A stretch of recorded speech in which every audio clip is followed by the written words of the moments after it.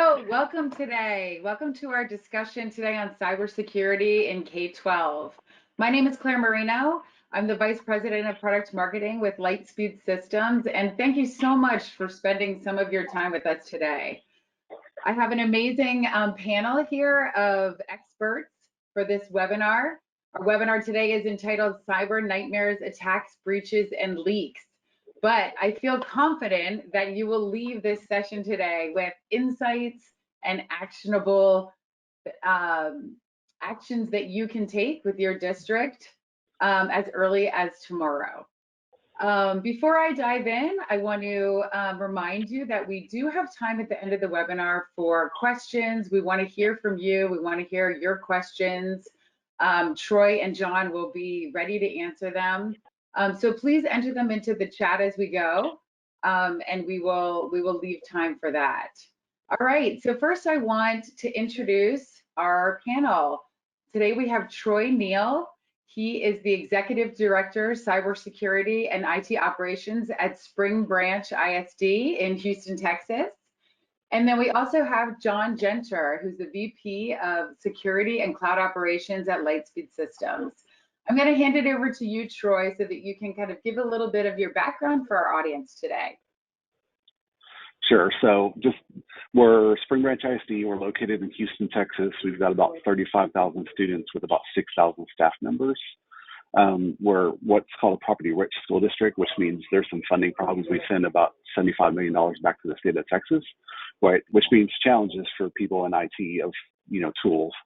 So I've been in the IT industry for about 20 years. I'm on my third career, as I tell everybody. Started in the military, in the Marine Corps, own my own business, consulting. And then what I like to tell everybody, I just run an enterprise. We're larger than most enterprises in K-12. And so I treat it like an enterprise. End of the day, we're in education. And so I spent years understanding the operational side of K-12. Great, thank you, Troy. And John, please introduce yourself. Hi, I'm John Genter, Vice President of Security and Cloud Operations at Lightspeed Systems. I've been with Lightspeed coming on 17 years, so I have been on this journey a long time with our Lightspeed folks. Done everything through customer service, customer success, support, and recently, or most recently, as Security and Cloud Operations, came out of the fact that I did most of our privacy and security programs and things. I also have spent 22 years of my life as a school board trustee, and that was on a small school district of about 3,500. So Troy, a little bit smaller than your district, but I suspect many of the challenges are the same, funding certainly being one of them. And in those 22 years was able to really play, I think, an integral part in the technology rollout of the district and making sure that we thought about the right things and did the right things. And certainly the challenges today are much more different than they were 20 years ago. But I think that the thing that hasn't changed is IT staffs are typically underfunded in schools, and that's a big challenge. Definitely. Great. So let's talk about those changes as we jump in here. You'll see in this graph, but there's been this dramatic increase in cyber attacks, and in the last, I'd say, 4 to 6 years. So let's start with this question. Why do you think K-12 districts are so appealing to these cyber criminals, and what are you seeing? What types of attacks are you seeing? And Troy, you can jump in there. And then Yeah, I'll definitely start with this one, right? Because you have the internal and external threats, right? So let's start with external, right? It's about profit data, selling data, right? And now it's, back to like public exposure. At the end of the day, it's profit and money, right? And especially in K-12, it's identity, right? You're getting someone's identity, which there's a high value for. So I think that's your threats, right? So, and people know that, and then you take the factor of underfunded, understaffed, don't have tools, process, policy, right? So you've got that kind of external factor there. Then let's go inside it, right? And if you look at like the slide deck, right? Data breach, DDoS invasion, right? Insider threat, like we're DDoSed all the time, especially during testing windows because kids don't want to take tests, right? Actually, no malicious intent, but they just don't want to test, right? But then you have internal threats, right? Kids want to try to find access. So you have these kids that one could be bored in class to like just want to try something, to the ones that have malicious intent. So insider threat and issues there are probably more concerning than external, right? But they're both there. And so you've got to factor all that into your strategy, your roadmap, buy-in, training, et cetera, et cetera. But end of the day, for the external, it's money. Yeah, I think too, the threat actors believe schools are vulnerable, and the underfunding, they think they're good targets. There's payroll systems in schools that the bad actors want to have paychecks sent to them. And then I think at the end of the day, and Troy said this right, there's valuable information there. If you can get a kindergartner social security number and information, you've got 15 years that you can be running, and you're not going to probably see credit checks run against those accounts. And the bad actors know that and see that as highly valuable data. That makes me think I need to go in and check all of my children's social security numbers, John. Well, I know some of the firms are actually offering that now, where you can monitor your kids' social security numbers and things. So not a bad idea to look into. Yeah, definitely. Let's see. From a biggest threats perspective, what do you see? Do you see, I mean, I think Troy, you touched on this a little bit, but like, is it, malware, DDoS, student data breaches? Where are we seeing the most happen with your peer institutions, and what are you talking about with your colleagues? It's all the above, right? I mean, I don't think there's not a specific one. It depends on the target, right, and the goal, right? So like DDoS is common, especially internal versus external. I mean, you're still there, but more, like I said, now it's malware, ransomware, right? Because you want lateral movement and et cetera, right? So I think, that external factor, like I said, they're always looking for your external vulnerabilities first, is how do they get in the door, right? Or how to, and this is, we all like clicking links, right? Like the number one vector into any organization is through spam, right? Somebody likes clicking the link, and it's gotten creative over the years. It's harder and harder to find it. And that's back to awareness training, and it's everyone's responsibility. And a little bit talking like from the inside of things of like, when we talk, and John talked about like elementary school kids, right? Is like, as adults, like we're afraid of like, no, kids can't remember long passwords and all this stuff. And like kids are so far ahead in the digital world, like the adults are in the way of some of this stuff, right? And it's back to education. Like some of these kids, like just, digital citizenship, right? Teach them the right and the wrongs, like, and their responsibility to help this, because we're all in this together, right? Yeah, that's a good segue to my malware. Yeah, I was going to say that's kind of a good segue to my next question, which is about starting to think about, we're moving from the threats to, all right, what are some of the things that districts could be doing? And like, if we talk first about, I'm interested in just some immediate kind of simple low lift things. What would be kind of 2 or 3 in that area that districts should be doing as soon as they get off this call, if they're not already? What would be your recommendations there? Right. Number one's awareness, and it's everyone's responsibility. And like that's our message in our organization at the board level, senior leadership level, every level, right? It's everyone's responsibility. Training, and awareness, right? And don't be afraid. Like, the whole, if I clicked on something, tell somebody, right? Say, the whole see something, say something. It applies in technology as well, right? Patching, everyone's, patch. Those are simple things to do. That's low hanging fruit. Passwords, and you can get the round of philosophy of like, can I go passwordless, right? Versus like, cryptic passwords, phrases, like, just have policies in place first, right? And then communication, leadership, buy-in, right? Those are like, the whole thing in one is like, don't be afraid to like speak up, say something with senior leadership, with your cabinet, right? They need to understand, because we're in this together, right? And because they help drive some of this policy, they can help drive that change, right? And here's why we're doing it, right? And in K-12, like my role is risk awareness, risk mitigation.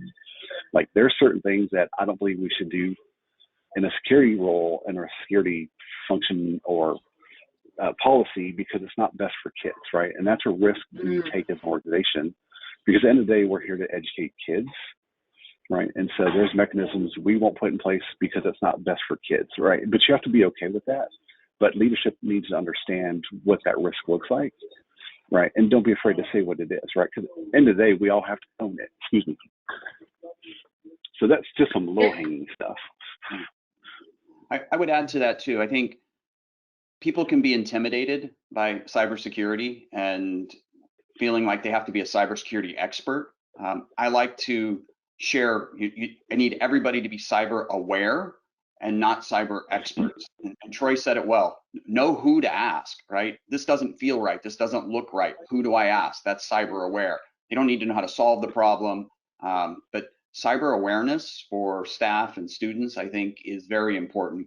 I think another thing that can be done fairly straightforward wise is adding multi-factor authentication at, say, the district levels and on district systems. It's a little harder to probably roll out across the full district of 35,000 students and all, but if you tackle it as a small component and just look at those business systems, I think that's a big win. Yeah, I'll add one more low-hanging fruit that we do, right? We have a very stringent onboarding process for software, right? And in that is an entire technical requirements section that we vet, from integrations to standards to where's the data going to live, destruction of data, and then we even add the cybersecurity pieces of, like, do you have insurance? Have you had a breach, right? What models do you follow? So, like, we're asking our vendors the same exact questions that we want to ask ourselves. Mm-hmm. Yeah, that's great. And when you say vendors, who do you mean there? So any kind of All software vendors. vendor, physical vendor, all vendors, right? If you're going to access, like we were fortunate a couple years ago where Texas passed legislation around Senate Bill 820, which required, designating a cybersecurity coordinator, adopting a cybersecurity policy, reporting a breach, and then we had House Bill 3834 around cybersecurity awareness training. And so, like, we require contractors to do the same training, right? Because if you're going to access a system, then let's make sure they understand the basics of what to look for. I mean, that's actually back to awareness and training. But yeah, right. It's still all parties involved. If they're going to either access our system or want any kind of information or data from us, here are the requirements. Yeah, great. And then let's move from the low-hanging fruit to kind of a more longer-term plans that you have implemented, Troy, maybe, or some that you've seen, John. Some of the steps districts might be thinking about for the next 12 months plus. Sure, I'll start with some of those, right? Back up, right?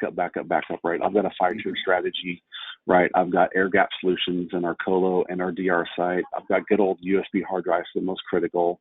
I've got a cloud copy as well and multiple cloud providers, like, right, backups, everything, also validating your backups, right, and the strategy. But I mean, overall, you got to start with a strategy and a roadmap, right? Right, and your frameworks and, like, where do you want to go? I mean, the big thing right now is zero trust. Is how do you get to zero trust the best you can in K-12? Because there's certain things you're not going to be able to do in K-12 with zero trust, right? Visibility, information, how do you use that information, right? Automation and process, like what tool sets can you do and bring in to help automate and orchestrate those things so you take the human factors out of it, right? Protection. I think, Troy, you might agree with this too. It can feel overwhelming when you look at how to do all of this, right? But you have to begin by really identifying what are the most critical systems that you need to protect, and then focus on protecting those, and then expand out from there. Clearly, backups of that most critical data and air gap those are paramount to being able to recover quickly should something happen. So I think if somebody hasn't started down this journey already, making sure that they start by understanding what is the most important thing to protect. Yeah, and then I'll add instant response plans. You've got to exercise them, right? Tabletop exercises, you do those. But like instant response plan, you got to identify your source systems, right, for your organization, and then who owns those systems, right? And then you need to have conversations with those owners of actually what does that mean, right? And then how do you vet those? How do you make sure? And like, there's the slide before, like, privacy policies and how they change with some of your providers. It's like, how do you stay on top of that? And like I said, it's a village, right? We're all in this together. There's help out there. There's organizations, there's partners, there's vendors, like there's a vast resource of information and people to help you. Ask for help. Yeah, it's actually, so I'm going to jump, like we had a question set up around like your ed tech providers, right? And privacy policies there. Lightspeed did an ed tech app report just recently that found that 91% of the applications students used changed their privacy policies at least once in the past school year. So like why is monitoring privacy policies important? And is that a part of your cybersecurity strategy, Troy? Oh, absolutely. So we own Catch On, right? Lightspeed Analytics, I think, is what we call this now, right? Shadow IT.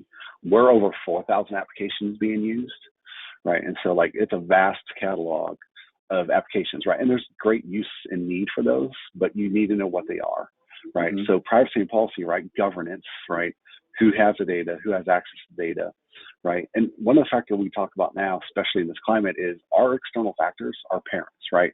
The world of, no transparency, what are my kids doing? Like all that's now expanded out to parents are more involved in what their kids are doing inside the school from every facet, right? So knowing what those updates look like, because there's been some changes even in say like Google where it's gone from 13 and up to now it's 18 and up, right? And so are you using those applications? Have you made those adjustments, right? But if you're not paying attention, you're not watching these, how do you know, right? And so some of these policies and changes might have happened, and now you're not in compliance, right? From a regulatory standpoint, from a legal standpoint, right? And so you've got to have that kind of visibility.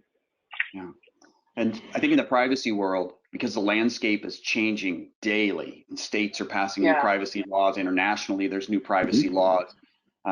We look at privacy policies that haven't been updated in the last 2 years and throw a red flag. It's like, whoa, if they haven't got an update here, what are they doing? Are they paying attention, right? So these updated policies are going to happen more frequently because companies are trying to react to the changes in the laws and all. And I know when I was a trustee, my IT staff was horribly overworked, right? They didn't have the resources to go chase, and all of a sudden now they're going to have to keep up with privacy policies, and the changing on a regular basis can be a little bit of an overwhelming thought and process, right? And then the other thing is they're probably not legal experts, so how do I read through all of these privacy policies and even figure out what changed, right? That's a big deal. So I'm glad Troy mentioned our Lightspeed Analytics and Catch On Edition, because it's been part of that product is to try to surface these and to make sure that schools can easily see when a privacy policy got updated and be notified of that. And then I think maybe more importantly, to highlight the sections of the policy that changed and then to evaluate that and say, does that mean something to us, right? Does that conflict with what our district policies are or aren't? And if it does, then maybe there's a decision point there. If it doesn't, it's still within the guidelines, great, you can quickly use it or continue to use it, but it's a very quick assessment kind of brought to you instead of having to keep on top of every one of your vendors and then going through, did it change? When did it change? What do I have to do? Definitely. Yeah, and I think what we do. Go ahead, Troy. Go ahead, Claire. Let me add one more thing to that too, right? Is also like making sure the right people are involved in it. Like, so with, Analytics Catch On, like our academics leadership teams have access to it, right? So they're looking at the data, they're looking at the usage, right? So that way they've got that visibility, right? And then we have our ed tech team who's involved as well, because, they help onboard our software or figure out when we stop using software, right? So like I said, it's still back to that team effort, right? We're not in silos. It's not an IT function, right? It's multi-functions, multi-departments, and just making sure, like, here's how to use the data, right? And sit down and have the conversation. Like, I meet with my peers, the exec directors, curriculum support once a week. Our superintendent of technology meets the superintendent of academics once a week. So, like, we have dual tier alignment between the two core functions of academics and technology, right? So it's that partnership that means everything. Yeah, sorry, I was just looking at, there's a question that came in here. So this is actually related to parents because Troy, you were talking about parents being such an important part of the education community, especially after COVID and all that we've all been through. One question from our audience is, do you involve parents in cybersecurity training? And if so, how? Yeah, so we offer like so when we do back to school nights and the back to school events or parent nights, whatever, it's like we offer those kind of trainings, right? And we stick a lot of the external factors versus the internal things, right? And then I run our content filtering committee, which is made up of technology staff, administration, principals, teachers, community members, and parents. And we talk through a lot of our policies, not just filtering, but just in general around security of our kids and digital citizenship and usage twice a year, right? So that way they're involved with the conversation because there are advocates as well. Yeah, exactly. Claire, we run what's called the Scam of the Week. I'm sure you've probably seen that, where we're actually paying attention to what's happening in the world today and what the bad actors are using. And we send that out to all of our employees, and we encourage them to send them out to their families and friends and everyone else, right? Because it's just a way to be informed of what's happening and what's going on in the world. So I think, there's opportunities there to engage the community as well in a proactive kind of cybersecurity awareness without it being a heavy lift. Yeah, one thing we do, we do a quarterly newsletter, and it actually comes from our chief of police, director of safety security, and myself. That way we're talking about the late in the quarter of here's a thing like Cybersecurity Awareness Month, right? So we'll have tidbits of, here or the holiday seasons, here's what to look for from a cyber, right? And a physical, like that. So we bucket all that together in this little newsletter that goes out to our entire community. Yeah. Yeah, that's great. John, a question also came in. Does Spring Branch have MFA? I actually need so it's a great definition question, of right? that. So it's a great question. So I've been at Spring Branch just at 3 years. I wanted to do MFA the first year I started, right? But I spent the first 6 months just doing gap analysis. So the way we do anything in Spring Branch from a change management perspective is what we call New November Initiative. So in November, we'll go in front of senior leadership and here's the new changes we want to roll out next school year. That way we're getting their buy-in, their feedback, any concerns, right? And then if they approve it in December, we have an administrator meeting where all administrators of the district are involved. And then each division talks about what's changing next year. So I've slowly gotten there. So we're actually rolling out MFA next year, school year, right? For all staff across the board. And so that actually, in a couple of weeks, I'll go to senior leadership. They already know it's coming, right? Because we all know cybersecurity insurance requires it now, like all the mechanisms around there. And so you've got to figure out what it means for you, what it does it look like, what makes sense for organization, right? Because there's different ways to approach it, and different schools have done it differently. Yeah. Great. And also, John, do you have anything to add on that? Sorry. Go ahead. Sorry, Troy. I got what? No worries. Sorry. One other note, right? And it's also perception, right? Because a lot of people will know, I can't do it. I don't want to do dual factor. I don't want this. Like 90% of people in this world have a smartphone. They're already doing it, right? So we have this misnomer and this perception of, oh, that's too difficult. Like most of them, if you're online banking, you've done it, right? But I think just making sure people are aware of actually what that is, right?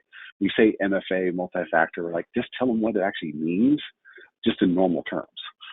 Yeah, and it's true. Troy's We're right. all doing it all the time now on anything we're using, right? We're doing it with our bank accounts. We're doing it with our, so it's not any different. The expectation to do it for your school. Yep. Sorry, John. Yeah, and I like how Troy said that, right? Is really kind of helping make the connection, right? I always like to teach people to be secure in their personal life and understand why that's important to them, because I feel like they show up to the office prepared to carry those same habits, right? And you can't hardly update your Hulu account nowadays without MFA, and you certainly can't get into your banking account. And it doesn't need to be a horribly complicated process.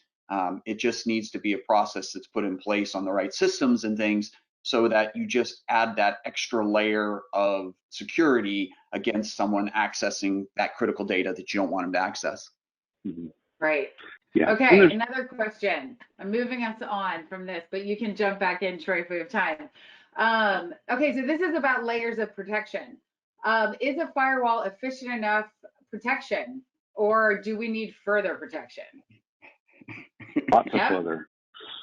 Lots and lots of further, right? I mean, and this is back to like, the roadmap, where do you go? And this is back to like having tools that integrate right? How do they work together, right? Because there's so many tools out there. What do I start, kind of thing. The firewall is just the baseline, right? I mean, it does a lot, right? And especially next gen firewalls, as long as you bundle those into the purchase of the firewall and not just basics, right? But that's just, right, identity management, right? How do you define identity, right? Privilege access management's out there, right? And like you said, what mechanism in place, right? EDRs, right? That's the next thing everyone's got to have. Insurance is a requirement, right? Endpoint protection, right? Authentication, visibility, right? Vulnerabilities, are you aware of all your vulnerabilities, right? There's tools out there to help you identify what's actually still out there. Patching, right? How do you patch on network, off network? Like, there's so many mechanisms out there, but it's back to, you got to start with the strategy roadmap first. Where do you want to go? How do you get there? Then what's out there and what's available, right? And there's great partners and tools. Like, that's just one. Backups as well, right? But yeah, firewall is just the beginning of things. I think it's layers is the key here, right? And I believe it's difficult to secure what you can't see, and you might get lucky once in a while and stumble onto something and then figure out how to secure it. But if you don't know what's running in your network, it's really hard to secure it. And I think that's one of the things that Catch on Analytics from Lightspeed addresses is trying to bring that visibility, making those apps visible, helping folks even know what's running in the network and what's going on there. And being able to look at those security policies and privacy policies and have a level of confidence if that matches what they need in the district. The Lightspeed filter adds a level of protection as well, because it's blocking the malware sites and other sites that students and staff might stumble into. And depending on how you have it set up and what you got it configured for, right, it could block command and control websites from actually being able to be communicated with should a ransomware attacks there. So I think every security person would tell you it is about layers. And again, I think from the very large schools to the very small schools, it's really understanding which of those layers give them the biggest bang for their buck, and which ones they can implement and actually manage in their environment to give them the best protection. Yeah, and I'll add to that too. You got to know all your assets. Right. And I mean, all your assets. And that's just not just hardware, like that's all your assets. Right. And like you said, it's layer upon layer. And then how do you minimize risk? Right. Because it's not if, it's when. Right. And then back to, like, can I restore? Can I, how quickly can I get back? And so, I mean, all those are factors. But yeah, you've got to layer everything. Right. And how do you take, like least privilege access? Like, you've got to look at everything that's out there. And then, like I said, you've got to apply to organization and philosophies, but it's got to start with leadership in those conversations, right? Because it's still, end of the day, it's going to cost a lot of money. Mm-hmm. Great. So I'm gonna, there's a couple more questions that are coming in, but there's one that I wanted to just ask you to respond to this additional question, and it moves from like how you protect yourself to like what happens if there is some type of a incident. And Troy, you mentioned incident response, but from our research, the average downtime for a school network after a cyber attack is 4 days, with an additional 30 days on average for total recovery. So that's a lot, and that's a lot of IT resource time and headaches. I'm sure Troy can just imagine. But like, what should you do if you fall victim to a cyber attack, and what would be like immediate steps you would take within the first 24 hours? Right. So this comes back to first the incident response plan. Like, you got to make sure it actually works, right? And you can execute it, right? And if you're not testing, you don't know, because communications could be number one. What's communicated externally versus internally, right? Because there's a huge difference there. And then there's tons of resources out there that are willing to help, right? State of Texas, they have a volunteer incident response team, right? You've got partnerships. Like, you've got to know who those people are ahead of time, right? And in that plan, you should actually have all those documented, right? Because there are certain steps and certain people that you want to call in immediately. And like I said, don't be afraid to ask. People are willing to jump in and help. We're all in this together. Like, I've been through a breach in my career years ago, right? Like, and it's resources and it's help, right? And it's there. Is it expensive? 100%, right? And your restore times and back to full functional depends on how bad it is, right? And back to, if you have layers and you have tools, right? in that plan, you can kind of know and set those expectations, because the organization and the business needs to understand actually what that means, right? It's not going to be normal as is, even if it happens and you restore. There's never normal after this happens, right? There's never normal in our world anyway. Yeah. I think That's Troy's a really absolutely great right. point about you're not alone and there are all these resources. So don't, Mm-hmm. don't think that you have to do everything on your own. I'm sorry, go ahead, John. No, I think Troy's right here, right? There are a lot of resources. CISA has the cybersecurity framework, which gives you a nice kind of layout of how to go through this. I think one of the keys is preparing up front, at least knowing who you're going to call. What's your insurance carrier's number, and who do you call? What's the FBI number in case you need to get them in, and who's your FBI contact, right? And all of that in a spot so that if you find yourself in the middle of a breach, you're not chasing around trying to figure that out. You have it, right? And I think the basic steps are going to be, once you realize you have a breach, you want to contain it, you want to mitigate it, right? You want to stop it from spreading. And once you've stopped it from spreading, it's really then deciding what are the next steps and what is the damage, and what does recovery look like. And to Troy's point, having thought through that ahead of time and having practiced it kind of exercises those muscles. So when you're in the midst of a breach, and Troy, having gone through one, I'm sure you can tell us, right? This is a very stressful situation, right? You're not sitting around a game top day and relax going through your incident response plan. I mean, if it's out in the public, you hope it's not, but if it's gotten out in the public, everybody's phone's ringing nonstop. It is extremely high stress, and that's not the time to try to be figuring out whose phone number you got to call, right? So taking a little bit of time and start small, right? Start with an incident response plan that has 2 or 3 things on it, and then iterate on it and iterate on it and iterate on it, and get better at it in time as you practice through it is really important.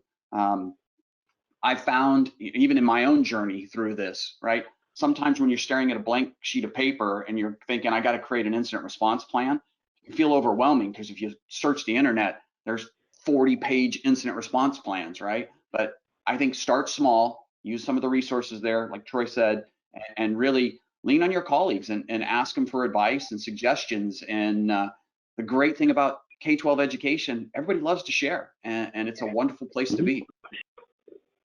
Yeah, absolutely. Yeah. Like, ask your neighboring districts, for an example of theirs. Like, work together on those policies, on that plan, do the exercises together, right? That you've got that bond, and you kind of have a good understanding of each other's environments, right? Because in the end of the day, we're all here for the same reason, the kids. Right, exactly. Okay, so another question came in for you, Troy, and it's about apps that aren't submitted to IT for review. So I guess these would be like educational apps or potentially administrative apps that maybe, end up in the system. We call them rogue apps sometimes. What do you do with them? Well, so the best part, right, with, catch on Lightspeed Analytics for us, the whole shadow of the rogue apps, right, is now we have visibility to them. And so our policy, if they've not been vetted through our approval process, we actually now block them, right? But that's a lot of conversation with leadership first, right, and alignment with academics, right? Because, maybe you might discover an app that actually is really good. It's not approved. All right, let's go get it approved, because actually we do need to use it because there's value to it, right? But that's back to communication and alignment between academics and technology, right? But like, we take a block approach to protect the organization for lots of reasons, not just from a cyber, right? It's governance, policy, privacy, data concerns, right? But like, you've got to have the leadership support to be able to do that first. Yeah, that's actually a really good point about leadership support, and lots of conversations to get to that point. But having the visibility of all of those apps and tools that are used across the district is probably step one. If you don't have it, how do you get it, right? Yep. Mm-hmm. Yeah. Got to have the visibility first, and then you can have the conversations, right? Or have the conversations of, like, we've got the visibility. Here are the reasons why we need this visibility. And like I said, there's a cost perspective to this, right? From a funding standpoint, duplication of applications, concerns around, privacy and governance, then cyber, right? Like, those are your conversation starters. If you start that direction and then go figure out how do you solve, how do you identify what do I need to do to be able to discover those things. Mm-hmm. Yeah, great. So I'm going to just say to the audience, we have, we try and only take about 45 minutes of your time through these webinars. So we want you to get your questions answered. And if there's any topics that we haven't covered that are burning and you really would like some insight or resources, please, type those in now. We've been answering questions throughout. So, hopefully we're getting to some of these. There was one, Troy, that also came in a bit earlier, and this was probably pertinent to a prior answer you had, but it was around how often do you rotate or flip your Cerbovos ticket? KGBT. So it's a great question. I won't answer it publicly. So if they want to reach out directly to my contact. That could be a security issue, right? If they want to reach out directly, we can talk through some of the policies and things we do internally. I tell them all I won't say publicly. It's not a big deal, but there's certain things I won't say publicly. Great. That's a wise move. Yeah, just like I don't do QR codes at conferences. So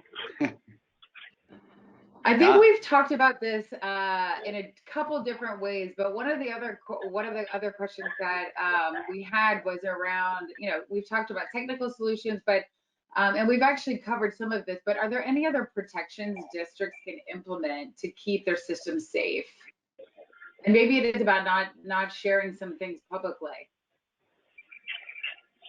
Yeah, like I said, internally, right, we definitely should be sharing. Yeah, because back to we should be sharing with our neighboring school districts what we're doing, right? Because we're in the same site and we can learn from each other, right? So there's that part of it. Like I said, it's back to what's your roadmap? Where do you want to go, right? Because like I said, zero trust is our next thing, right? And how do we get there, right? And we have some tools in place. For us, it's vulnerabilities, like how are we patching our systems? We're diligent, but we've got to identify it. So we've bought internal tools to help identify all the vulnerabilities, right? And then back to John mentioned this with CIS, like cyber hygiene's got free services. Like we get their weekly report of our external IP scans. We do their MDVR, so it's helping block malicious domain requests. Even though we have our internal tools, it's just back to layers, right? So it's like there's free resources, right? There's so many tools out there, right? It's just like, what's your priority, low-hanging fruit versus the complex technical things and the path to get there, right? You've got to start with those first, right? Because otherwise you might try to solve one problem and cause another problem. Yeah.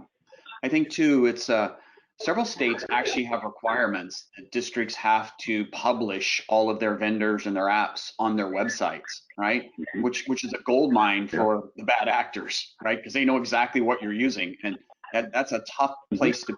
I understand why the laws are what they are. We certainly want to give our parents that visibility, but it's elsewhere, right? So sharing as much information as you need to share to stay compliant with the law and all, but also understanding what information you could potentially put there that could be very harmful if it was in the hands of the wrong people, and then crafting that message on that website so it informs the community in a way they need to be informed, but doesn't give away more information than you need to give away. I'm gonna add one more that's thing. A really good.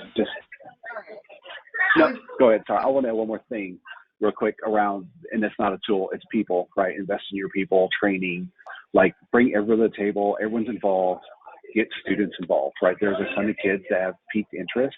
Kids think different than us. Internship programs, take advantage of their brain power, right? Because they think differently than we do as adults. Use them to your advantage, right? Create this pipeline of internal talent, right?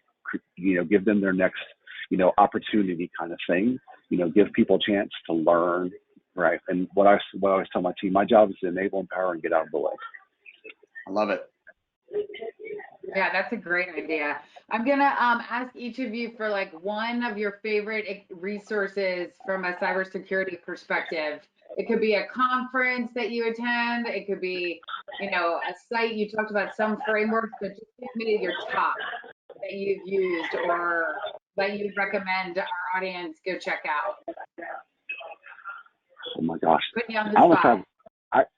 I have too many tops probably. I spend most of my night and weekends reading LinkedIn articles because right? Vast network of resources out there. That's not just That's vendor true. neutral, all that, right? I mean, just reading and listening, right? There's tons of subscriptions like MS ISAC, CISA, like you got to subscribe to those. That's easy material reference stuff. Conferences, we're going to Black Hat next year as a group, right? Right. And there's some, things about that part, but it's also what local events, host your own event, right? Partner with the schools, host your own event, make an internal learning opportunity. I don't have a top favorite. Like I'm just any resource or information that's out there I can find and read. I spend a lot of my time reading. Yeah. I think Right. Troy's right. LinkedIn is a fabulous resource. It's easy to join the cybersecurity groups that best line up with what you want, and then they push information to you, right? And you can get that on a regular basis and then use that to go elsewhere. I think if someone is starting out on their journey, probably my favorite resource is CISA and the cybersecurity and privacy frameworks, because this is a large community that's come together and tried to put a plan that almost any organization can follow. And it kind of lays out that roadmap on where to start and how to go through it. So for anybody that's new, I highly recommend checking out CISA. They also do a great job of keeping you updated on vulnerabilities and patching, talked about it, right? So. Great, thank you. Those were good resources, and Troy had a litany there, so you might need to have re-listen to this. But just a final question, and I will say if there's any final questions, just type them in. But thank you for those of you who have asked a number of questions today. It's been great. But do you have any predictions around trends around cybersecurity for education? Anything that you see coming in the future, in the next few years, or things that you've heard about that you're starting to think about? Troy, particularly. Well, well, if you think you start with the Cybersecurity Act that Biden just passed recently, right, at the federal level, then it makes it the state level, then they'll make it the school district level, right? So these things are coming. Of course, by the time they get to us, it's already way outdated, right? But I mean, like the whole privacy stuff, like states are passing it, right? The whole GDPR, it's coming, right? So how do you get ahead of it, right? So you've got to look at those things. Like those are, trends that are coming, right? And it's, privacy, right? That's always an evolving target, right? But it's right, like I said, and then what's your state doing, right? Because you know what the state's doing, so you got to follow with them and having those interactions. But like the whole GDPR relevant to the U.S. It's on its way, right? And then the mandatory tools and all that part, depends on what organization and entity of the government level gets involved and how bad it goes, right? So don't wait on them to do things. You just got to innovate yourself. What's best for your district. Yeah, great. John, any last thing to add there? I think for folks to think about security here, the one thing I'd like to leave folks thinking about is we have this image of the black hoodie, can't really see the face, sitting behind a computer, hacking away, right? And while that's a good image and prints up really nicely on a t-shirt, the reality today is cyber criminals have organized themselves very efficiently, and they have like a level 1 support that tries to get the resources, and then they escalate it to a level 2 who has more skills to get to the next level, and then they escalate to a level 3 who really knows how to get in and break into things, right? So I think the key here is for people to realize that cyber attacks on schools are probably on the increase over the next few years at an exponential rate, just because they're valuable targets, and what they've done is they have really organized themselves to take advantage. Absolutely. Right. So keep working towards a better cybersecurity profile. Okay. Well, we are going to end there. Troy and John, thank you so much for your time today. We appreciate it. And to the audience members, thank you for joining us. We at Lightspeed Systems do have ways that you can help, that we can help you in this journey. And we'd love for you to take the survey that will pop up afterwards or be sent to you. You'll also get a recording of this so you can share this with others in your teams if you find it valuable. And also, I would say, please feel free to download our cybersecurity guide. It's a really good walkthrough of the different layers of defense and things that you should be looking at. But again, thank you for your time and have a great day.